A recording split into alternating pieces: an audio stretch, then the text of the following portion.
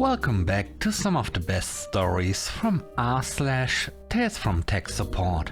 I hope you had a great day. Thanks for all the likes and comments on the last video. And now let's take a look at the first story. It's called Inconvenience. In the large corporation where I work, we manage change requests using work units. Each work unit is assigned to a team and then to a specific member of that team. The process is designed to ensure the changes are thoroughly reviewed and approved by all the relevant teams before implementation. When additional work is discovered during the process, a new ticket can be created and attached to the original change request. This ensures everything is documented, but it also triggers a review after the change is complete. The review forces those who created the request to explain what happened and improve their processes, discouraging changes midstream without proper approvals. It's an intentional safeguard to keep things on track. The other day, I received a ticket with a simple request. In support of ongoing change number X, please confirm that this machine is online. I looked up the change request, but noticed that my team wasn't assigned any work units for it. However, the task was so trivial and low risk that I decided not to attach the ticket to the change request. I checked the machine, confirmed it was functioning properly, reported back, and closed the ticket. Unbeknownst to me, the ticketing system has an automated filter that scans for change request numbers in ticket text and automatically attaches the tickets to their reference changes. The next workday, I opened my inbox to find an angry email from the change requester. They wanted me to detach the ticket from the change request because it was inconvenient for them to explain the additional work to upper management. To make matters worse, they had copied my boss, my boss's boss, and even higher up the chain, leaving me with no leeway to do what they were asking. I replied politely, "Sorry, I didn't attach the ticket to the change request. An automated process did, as your ticket explicitly referenced change number X. And per policy, any work related to a change must be documented as such. I believe the attachment is correct, according to company guidelines. If you'd like further clarification, feel free to consult the managers you've included in this thread." I thought that would be the end of it, but they escalated. "Don't you know I have to explain this to the Change Review Council now?" Before I could respond, my boss chimed in. "I've reviewed this, and I agree that it is correct. Any work related to a change must be included in the change request." That ended the conversation. I didn't hear back after that. The next story is called The New CEO. This one is from a few years ago. Said CEO has moved on to somewhere else, but we still joke about this in our team. Our previous CEO was leaving and a new one was hired. He was poached from a pretty well-known organization down in the city. A big rig there, coming to be a big rig here. He still lived down in the city, but rented a place closer to work and went home on weekends. Must be nice to be on two houses kind of money. Not long after he started, he went on a company trip. He didn't need his laptop, so he left it at home down in the city. During that time, we had some kind of email outage. Not massive, but took us an hour or two to diagnose and fix. While the emails were down, we got a call from the CEO. He wanted to know what was going on, and we explained that there was an email outage that we were working to resolve. He got short with us and demanded we get it fixed, so that his secretary could handle the emails, as if we weren't already trying, and as if his telling us to do so would cause it to be fixed faster, because he asked us and said that if we weren't able to get it resolved, someone would need to drive over 2 hours to his house in the city and retrieve his laptop, so his secretary could access the cached emails there. We said we'd keep trying to fix the email server, and soon enough, we did get it fixed. Well, word got back to the rest of management, who pulled him aside and said that his behavior isn't the way we handle these sorts of issues. No apology from him, of course, but the dude got told to pull his head in.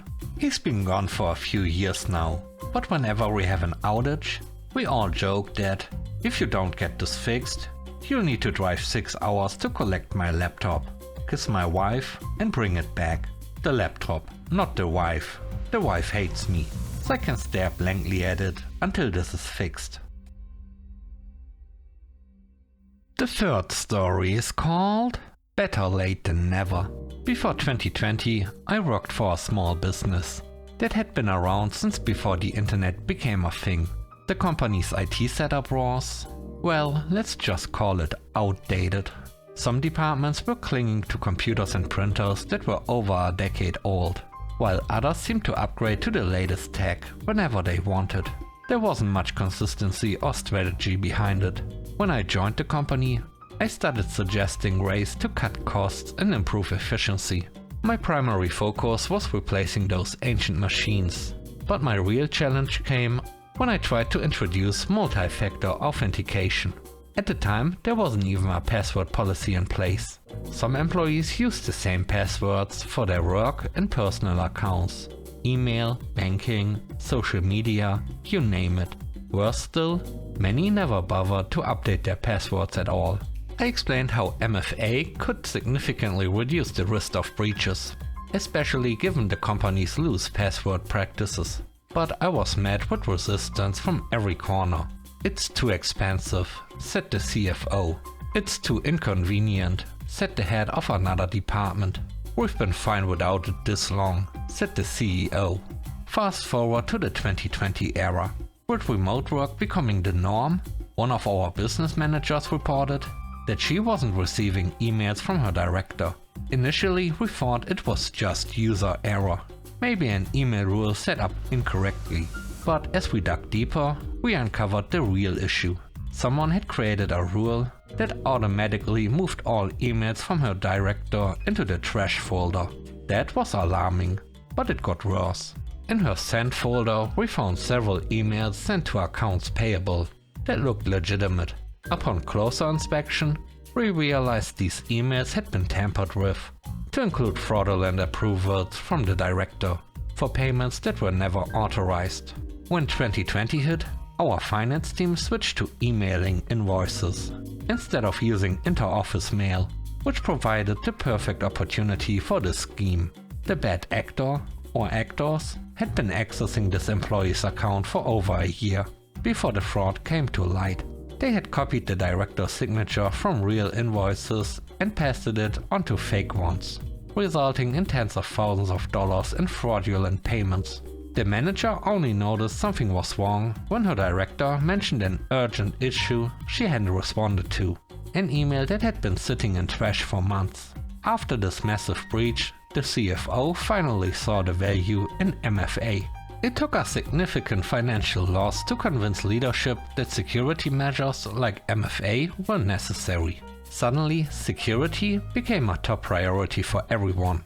It was frustrating to see them adopt the changes only after such a costly incident, but at least the lesson was learned. Better late than never. The last story is called New Naming Convention. I once received a request from the company's CEO to change our fundamental database to letter ID, so it would match another field ID used in analysis. In principle, the request made sense. Aligning these IDs would make reporting metrics a bit tidier and easier to follow. From a naming convention perspective, it would have been a smart idea if it had been done from the start. But these IDs are over 20 years old. The company has grown to include about 15 branches in different locations, with hundreds of staff and terabytes of data, spanning millions, possibly tens of millions of records. These IDs predate several company mergers and are deeply embedded into reporting systems, automations, validations, and just about everything else. They are the kind of IDs you'd set up as one of the first steps when the system was implemented. This mismatch is easily handled by proper coding. The IDs don't actually need to match for the system to function perfectly fine, no matter how visually satisfying it might be to have them line up. Curious, I asked why this change was necessary, thinking it might be related to some new reporting requirement or operational need. It's just annoying that they are not the same. I want them to be uniform. Now, the CEO is known for being particular about small details. I suspect he generally believes it's reasonable to risk disrupting the entire company for weeks, just to fix a cosmetic issue with a 2-letter prefix that only he notices. I'm still working out how to address this one tactfully. It feels like trying to explain to someone that you don't need to realign the foundations of your house, because it's a few degrees off from the pavement.